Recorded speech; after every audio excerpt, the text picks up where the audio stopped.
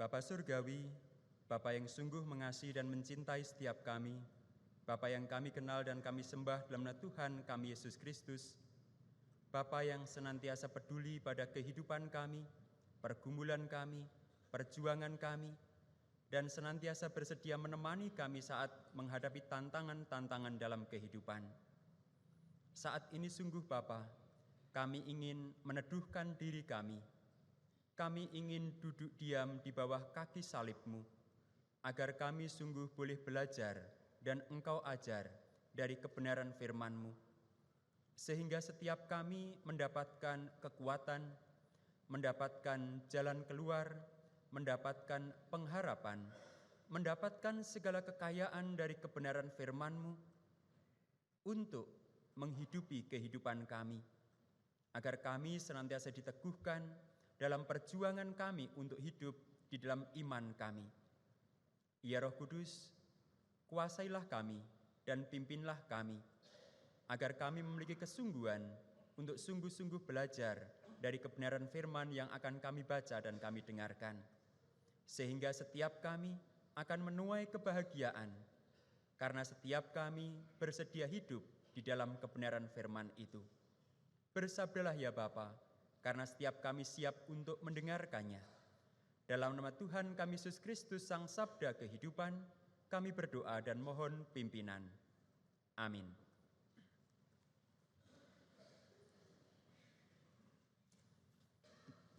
Bacaan pertama diambil dari kitab Kejadian 15 ayat 1 sampai 18.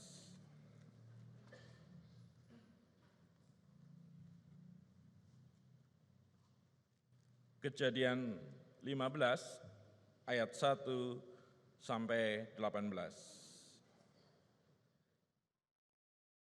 Kemudian datanglah firman Tuhan kepada Abram dalam suatu penglihatan, "Janganlah takut, Abram, akulah perisaimu, upahmu akan sangat besar." Abram menjawab, "Ya Tuhan Allah, apakah yang akan Engkau berikan kepadaku? Karena aku akan meninggal dengan tidak mempunyai anak, dan yang akan mewarisi rumahku ialah Eliezer, orang Damsyik itu." Lagi kata Abram, "Engkau tidak memberikan kepadaku keturunan, sehingga seorang hambaku nanti menjadi ahli warisku." Tetapi datanglah firman Tuhan kepadanya, demikian, "Orang ini tidak akan menjadi ahli warismu, melainkan anak kandungmu, dialah yang akan menjadi ahli warismu." Lalu Tuhan membawa Abram keluar serta berfirman, "Coba lihat ke langit, hitunglah bintang-bintang jika engkau dapat menghitungnya." Maka firman-Nya kepadanya, "Demikianlah banyaknya nanti keturunanmu." Lalu percayalah Abram kepada Tuhan, maka Tuhan memperhitungkan hal itu kepadanya sebagai kebenaran. Lagi firman Tuhan kepadanya, "Akulah Tuhan yang membawa engkau keluar dari Ur Kasdim untuk memberikan negeri ini kepadamu menjadi milikmu." Kata Abram, "Ya Tuhan Allah, dari manakah aku tahu bahwa aku akan memilikinya?" Firman Tuhan kepadanya, "Ambillah bagiku seekor lembu betina berumur 3 tahun, seekor kambing betina berumur 3 tahun, seekor domba jantan berumur 3 tahun, seekor burung tekukur, dan seekor anak burung merpati."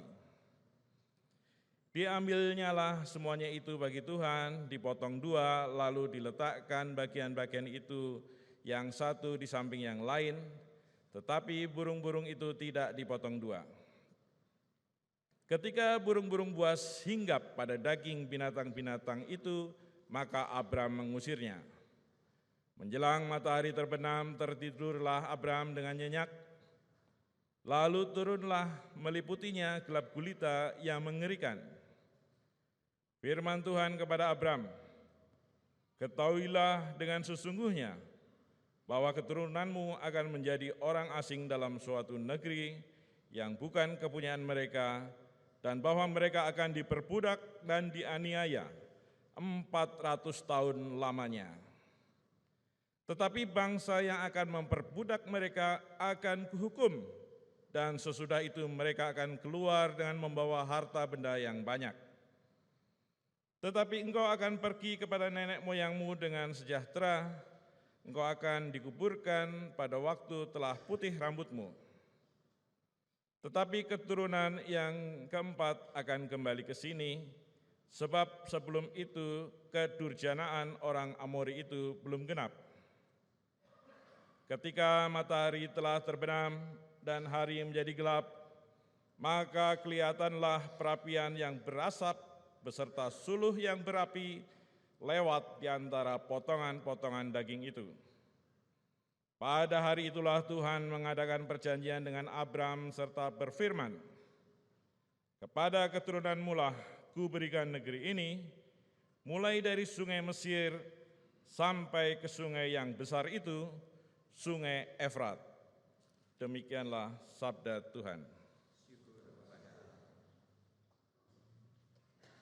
Marilah kita menanggapi bacaan pertama dengan menyanyikan Mazmur 27. Tuhan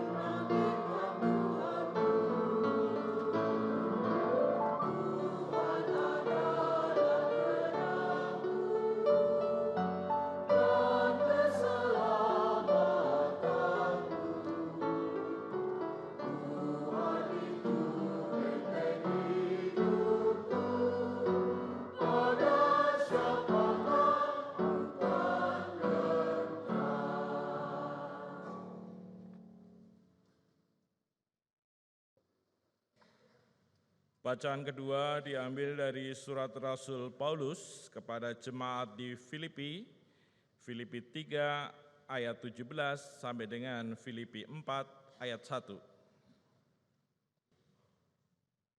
Filipi 3 ayat 17 sampai dengan Filipi 4 ayat 1. Nasihat-nasihat kepada jemaat. Saudara-saudara, ikutilah teladanku dan perhatikanlah mereka yang hidup sama seperti kami yang menjadi teladanmu. Karena seperti yang telah kerap kali kukatakan kepadamu dan yang kunyatakan pula sekarang sambil menangis, banyak orang yang hidup sebagai seteru salib Kristus. Kesudahan mereka ialah kebinasaan, Tuhan mereka ialah perut mereka, kemuliaan mereka ialah aib mereka, pikiran mereka semata-mata tertuju kepada perkara duniawi.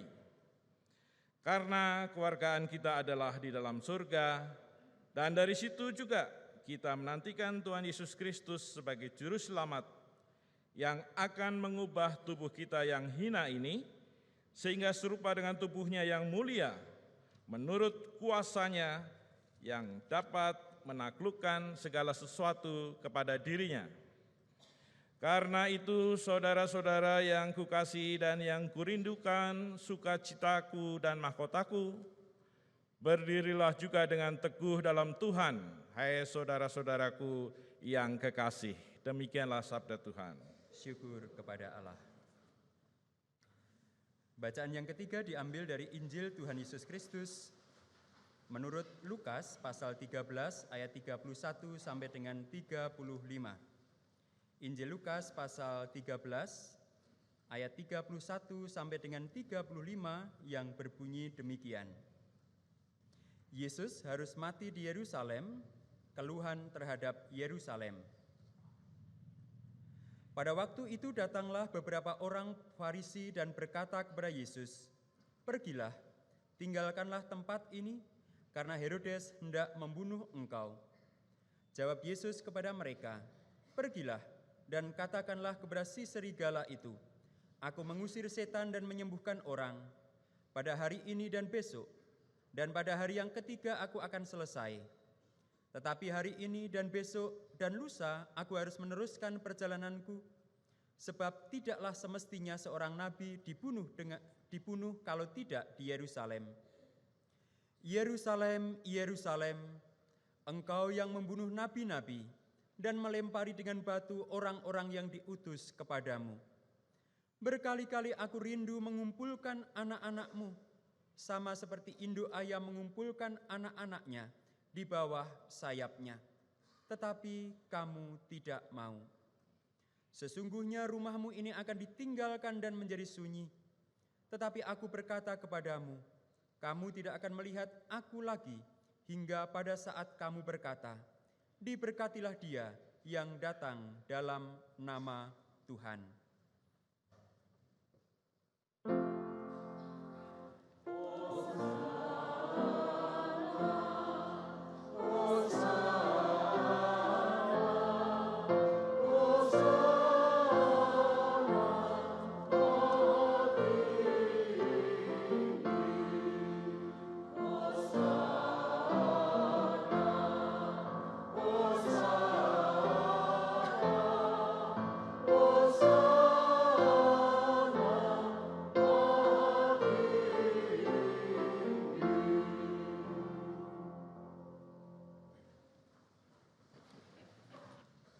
Selamat pagi umat yang dikasihi dan mengasihi Tuhan. Umat yang dikasihi dan mengasihi Tuhan, apakah di antara Bapak, Ibu, dan Saudara terkasih ada mempunyai seorang tokoh pujaan atau tokoh yang menjadi pahlawan dalam kehidupan sehari-hari? Ada? Ada yang suka sekali menonton film-film yang bersifat kepahlawanan atau menunjukkan orang yang memiliki kekuatan super atau orang yang menjadi hero dalam kehidupan sehari-hari. Saya punya seorang rekan pendeta yang akan membeli apapun itu yang berhubungan dengan salah seorang tokoh super atau tokoh hero yang ada dalam film-film begitu. Bapak Ibu dan Saudara terkasih, sebenarnya hal ini biasa. Mengapa? Karena dalam pergumulan hidup manusia di dunia, mereka membutuhkan tokoh super yang bisa memberikan kekuatan dan pengharapan. Walaupun tokoh super itu sifatnya fiksi, tetapi itu tetap saja memberikan sebuah penghiburan, kekuatan, pengharapan dalam kehidupan mereka. Karena itu kalau kita memperhatikan, maka banyak terciptalah film-film dengan tokoh-tokoh fiksi yang memiliki kekuatan-kekuatan hero atau super. Mereka senantiasa datang untuk menyelamatkan orang-orang yang lemah dan tidak berdaya. Oleh karena itu kemudian mereka menjadi tokoh idola dari anak-anak, remaja, pemuda, bahkan sampai juga orang tua. Bapak Ibu dan Saudara terkasih, mengapa kita sebagai manusia seringkali menyukai tokoh-tokoh hero yang memiliki kekuatan super ini? Karena dengan melihat tokoh itu, serta menjadikan tokoh itu sebagai idola, kita berharap kita akan mampu menghadapi segala tantangan kehidupan dan pergumulan hidup itu seakan-akan seperti sang tokoh super itu.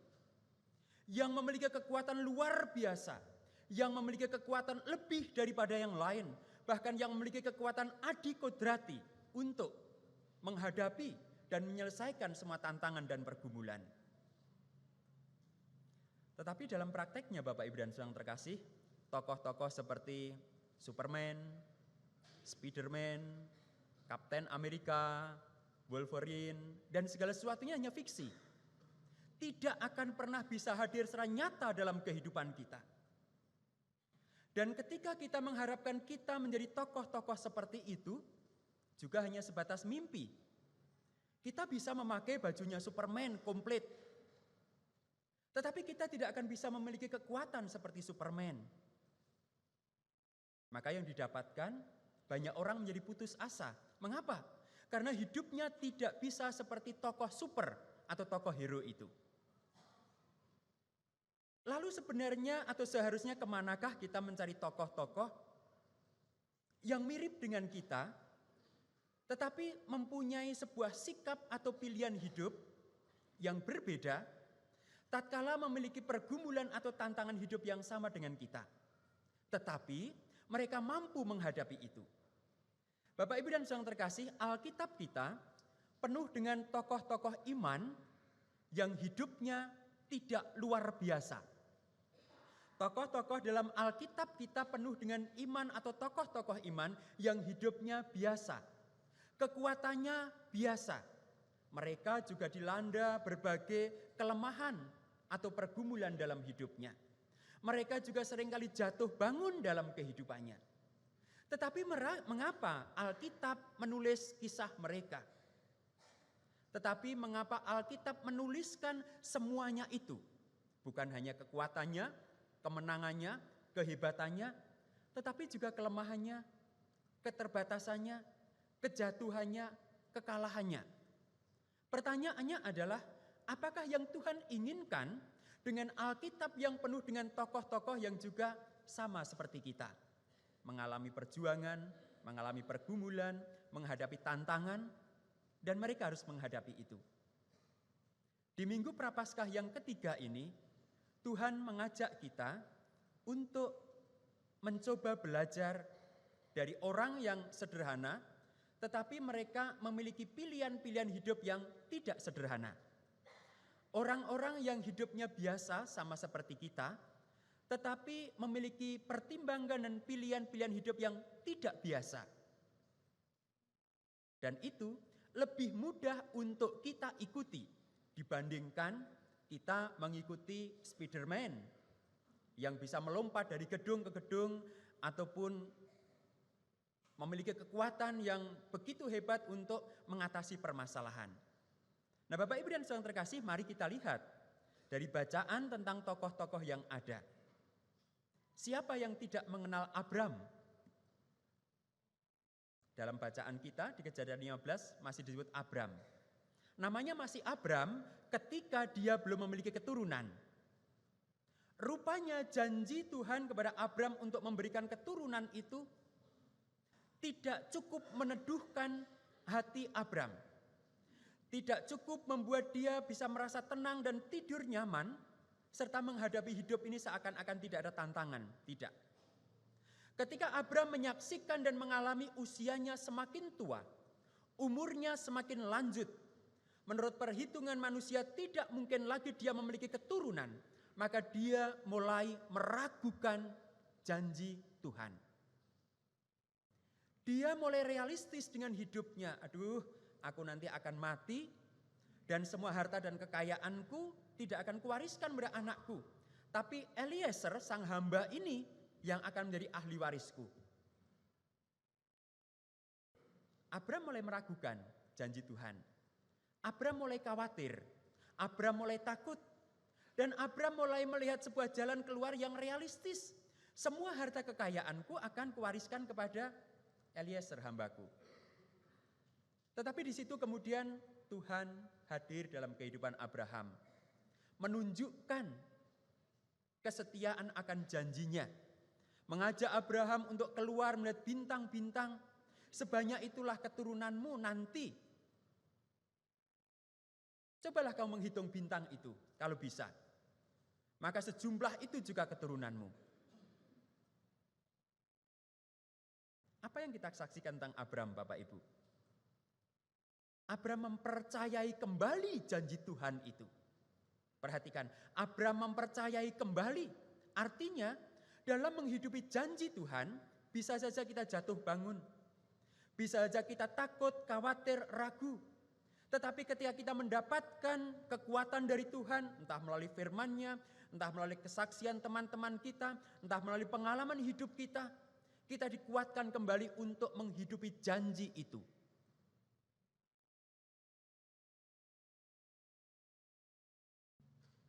Untuk meyakinkan bahwa Abram sungguh-sungguh kembali meyakini janji itu, maka kemudian Tuhan menyuruh Abram untuk memberikan persembahan.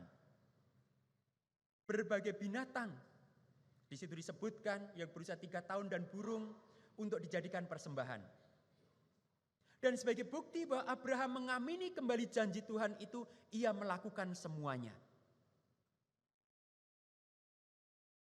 Dan untuk menunjukkan bahwa janjinya itu ya dan amin, maka kemudian ketika malam hari datang, maka Tuhan turun dengan api yang membakar persembahan itu.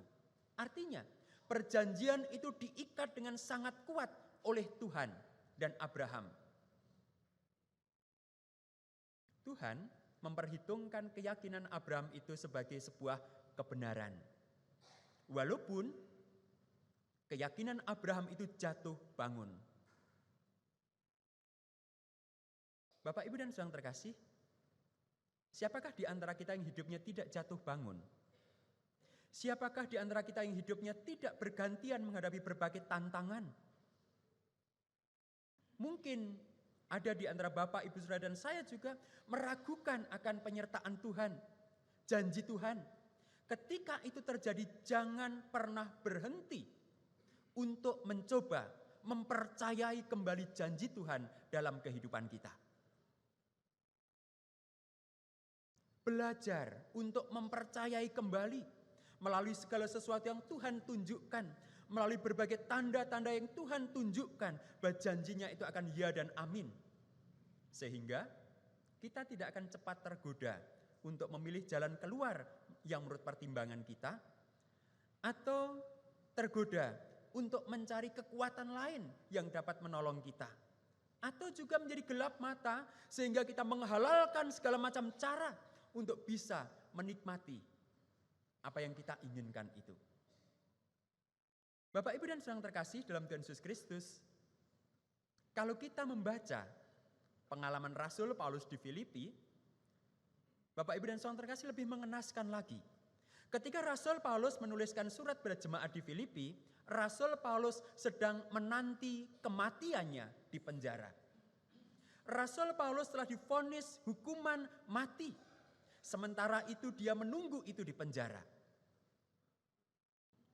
Kita jangan pernah membayangkan bahwa penjara itu nyaman dan enak. Memang di penjara kita tidak memikirkan makan dan minum atau apapun. Tetapi bukan berarti penjara itu menjadi tempat yang diidam-idamkan, tidak. Penjara menjadi lambang pergumulan dari manusia yang tidak lagi bebas. Apalagi ketika dia mengetahui saat dan waktunya tinggal menunggu untuk mati. Tetapi apakah tantangan pergumulan itu membuat Rasul Paulus kehilangan kualitas dirinya sebagai orang beriman? Tidak. Kalau kita membaca surat Filipi, maka di situ Bapak Ibu dan Saudara terkasih seringkali disebut sebagai Injil sukacita surat Filipi. Mengapa? Karena dalam surat Filipi itu ada sekitar 12 kata sukacita yang diungkapkan Rasul Paulus. Sukacita yang ditunjukkan dirinya. Aku bersukacita dan segala sesuatunya. Dan juga sukacita itu diminta oleh Rasul Paulus untuk ditunjukkan oleh jemaat Filipi. Tantangan, kesulitan, bahkan pergumulan yang paling berat sekalipun bagi Rasul Paulus seharusnya tidak menghilangkan sukacita dalam kehidupan orang percaya. Mengapa? Karena dengan sukacita itulah orang percaya menunjukkan kualitas dirinya, kualitas hidupnya. Dengan sukacita itu orang percaya kembali mendapatkan semangat dan pengharapan untuk menghadapi segala sesuatu yang kelihatannya tidak memberikan pengharapan. Ketika kita kehilangan sukacita, maka gelaplah seluruh jalan di depan kita. Suramlah seluruh pandangan mata kita. Tertutuplah semua jalan keluar yang seharusnya bisa kita lihat.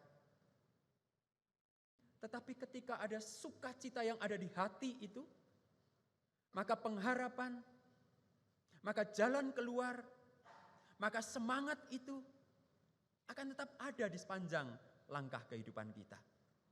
Walaupun dalam bacaan kita di surat Filipi, Rasul Paulus juga mengatakan, ada banyak di antara kamu, artinya di antara jemaat Filipi, yang memilih hidup sebagai seteru Kristus.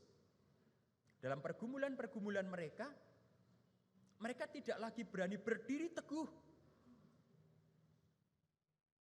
Tetapi Rasul Paulus mengajak mereka, dalam segala pergumulanku di dunia, kata lagu tadi, aku akan tetap memancarkan sukacita yang memberi semangat kepada diriku. Aku akan tetap memancarkan sukacita yang memberikan kesukacitaan kepada orang-orang di sekitarku. Dalam pergumulanku di dunia, aku akan tetap bersukacita sebagai bukti kualitas hidupku, bahwa hidupku ini tidak didasarkan pada sesuatu yang aku lihat, tetapi didasarkan pada pengharapanku akan kasih Allah.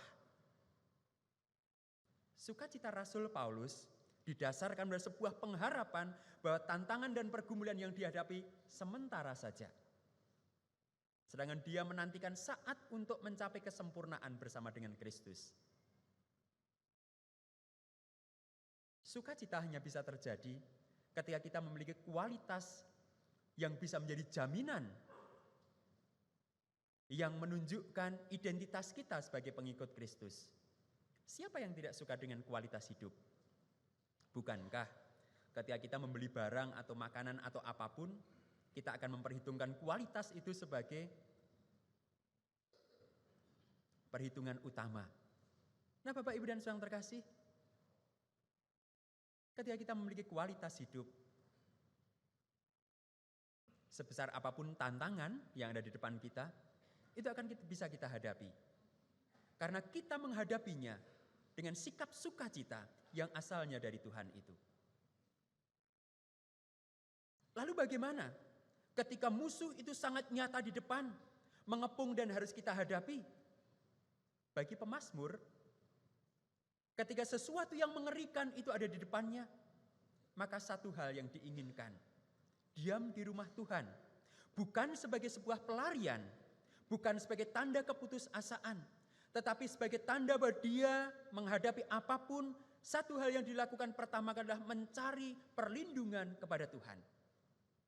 Satu hal dan pertama-tama yang dilakukan adalah mencari pertolongan kepada Tuhan. Bukankah berseru kepada Tuhan itu adalah sesuatu yang sangat-sangat dekat untuk bisa kita lakukan, untuk segera kita kerjakan? agar kita segera mendapat kekuatan dan pertolongan. Walaupun tantangan, pergumulan sangat nyata di depan kita. Satu hal yang dilakukan pemazmur adalah berlari kepada Tuhan. Bapak Ibu dan saudara terkasih, lalu bagaimana kalau persoalan itu hadir tetapi sudah diprediksi? Artinya ada orang yang mengingatkan, hati-hati kalau kamu memilih jalan itu. Ada resiko atau ada harga yang harus kamu bayar. Orang-orang Farisi dalam bacaan kita kelihatannya baik kepada Yesus. Orang-orang Farisi mengingatkan Yesus bahwa Herodes akan membunuhnya. Pergilah engkau dari sini, karena Herodes akan membunuhmu, kata orang-orang Farisi kepada Yesus. Tetapi apa kata Yesus? Aku memang akan pergi dari sini, tetapi bukan untuk meninggalkan Yerusalem, tetapi justru aku akan menuju ke Yerusalem. Karena tidak sepantasnya seorang nabi mati kalau tidak di Yerusalem. Tetap fokus pada tujuan hidup. Tidak akan menyerah pada tantangan dan juga harga yang harus dibayar. Adalah salah satu sikap yang bisa kita ambil sebagai orang yang biasa tetapi memiliki fokus hidup di dalam Tuhan. Bapak Ibu dan saudara terkasih, di depan Yesus jelas terbentang resiko, harga yang harus dibayar ketika dia tetap fokus kepada pilihan hidupnya, mentaati perintah Tuhan. Tetapi yang kita lihat di sini, dalam pergumulannya, Yesus tidak pergi untuk mencari selamat. Tetapi Yesus tetap menjalani panggilan hidupnya itu. Ketaatan kepada Bapa menjadi tujuan utama dari hidupnya. Sehingga dia berani menghadapi resiko itu. Bapak Ibu dan saudara terkasih, ini memang tidak mudah. Kalau Paulus tadi menunjukkan kualitas, maka dalam diri Yesus menunjukkan sebuah ketaatan yang luar biasa. Dari seorang anak manusia untuk hidup dalam rencana dan kehendak Bapa.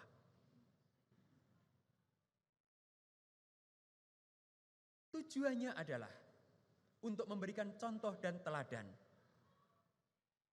Ketika hidup dalam ketaatan, fokus pada pilihan hidup yang ditunjukkan Allah, memang ada resiko, ada harga yang harus dibayar. Tetapi bukan berarti kita harus takut dan kemudian menyerah kepada resiko itu. Kita harus berani menghadapi resiko itu jikalau itu memang harga yang harus dibayar. Oleh karena kita hidup dalam kebenaran. Bapak Ibu dan saudara terkasih, ada seorang jemaat yang menyerah dengan pergumulan hidupnya. Dan bagi saya ini sebuah pergumulan yang berat juga. Jemaat ini pendidikannya sukses. Dia masuk kedokteran, dia menjadi dokter, begitu. Tetapi jemaat ini memiliki pergumulan yang bagi saya juga cukup berat. Dia mengatakan demikian, berkali-kali saya pacaran dengan orang yang seiman, tetapi tidak pernah cocok. Bahkan berpacaran dengan orang yang seiman ini seringkali dikhianati begitu. Akhirnya dia memutuskan untuk kali terakhir ketika aku pacaran siapapun dia, aku tidak akan memperhitungkan imannya dan aku akan mengikut dia. Seorang dokter sudah berhasil, dia akhirnya menyerah menjadi istri kedua. Dari seorang dokter juga rekannya. Karena dia beralasan, saya mencari pasangan orang beriman tidak mendapatkan, dan saya seringkali disakiti. Tapi ketika bertemu dengan orang ini walaupun menjadi istri kedua, tapi orang ini baik. Bapak Ibu dan saudara terkasih, tidak adanya fokus dalam hidup seringkali membuat orang tidak berani membayar harga. Lebih berhitung kepada perhitungan-perhitungan duniawi. Tetapi bagi Kristus tidak. Kalaupun aku harus mati di Yerusalem. mati dalam ketaatan, mati dalam panggilan hidup, karena justru dengan hal yang demikianlah hidup itu justru menjadi bermakna. Kemenangan bukanlah kemenangan yang semu, tetapi kemenangan yang sejati. Nah, Bapak Ibu dan saudara terkasih, Bapak Ibu, saudara dan saya adalah manusia-manusia biasa. Bahkan boleh dikatakan manusia-manusia lemah. Tetapi di hadapan kita senantiasa terbentang permasalahan-permasalahan, pergumulan-pergumulan, tantangan-tantangan hidup yang tidak ringan. Berat. Bahkan mungkin lebih berat dari pergumulan yang dihadapi oleh Superman. Atau Spiderman. Atau Kapten Amerika.